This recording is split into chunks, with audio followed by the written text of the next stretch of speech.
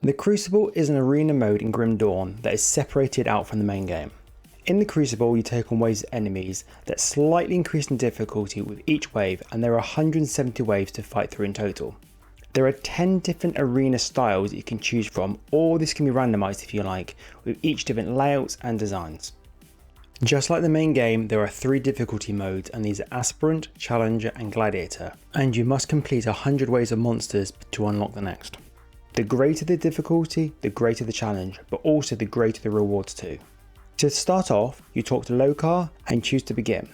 You will fight through 10 waves of enemies, and then you will have a choice to continue for another 10 waves or collect your rewards from the treasure chamber. If you die, you still do get some loot, but it will nowhere near be as good as if you survived. The more waves you complete, the greater the rewards. Every 10 waves you will receive tributes, which can be spent to unlock checkpoints to restart the Crucible at a later level, or you can spend them on defensive or celestial blessings. Defenses can be set up at locations in each arena and can be upgraded twice. To create a defense, click on any defensive point on the arena and select the one you want. The first upgrade adds the ability of that given defense, and the second upgrade enhances that defense. Celestial blessings can be applied at the cost of 12 tributes and last for 25 minutes. These blessings can really help you survive later waves of monsters and can sometimes be the decider in your success or defeat.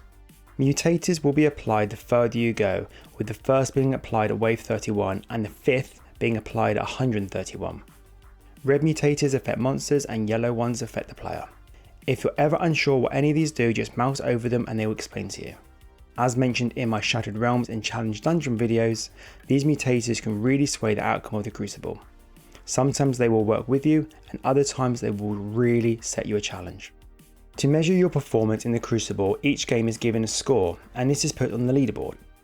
Depending on your score, you'll be granted additional rewards too, so pushing for the higher score is not only a challenge in itself, but also a way of finding better loot too.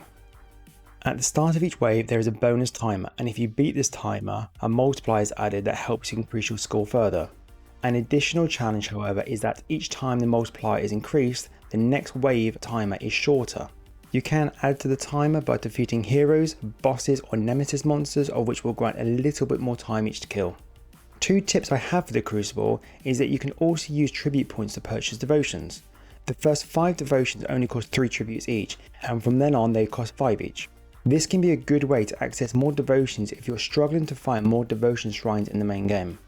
Also, you can use the NPCs in the Crucible to your advantage. For example, the Ancient Inventor will allow you to access all the inventor abilities before you have unlocked them in the main game. This is really useful when starting your new character and you want to use the Inventor, but you have not unlocked them or their abilities yet. So this is my basic introduction to the Crucible. Do you play the Crucible yourself? And if so, what are your tips and tricks that you can share? I would love to know, so please comment below. Thank you, and as always, stay safe.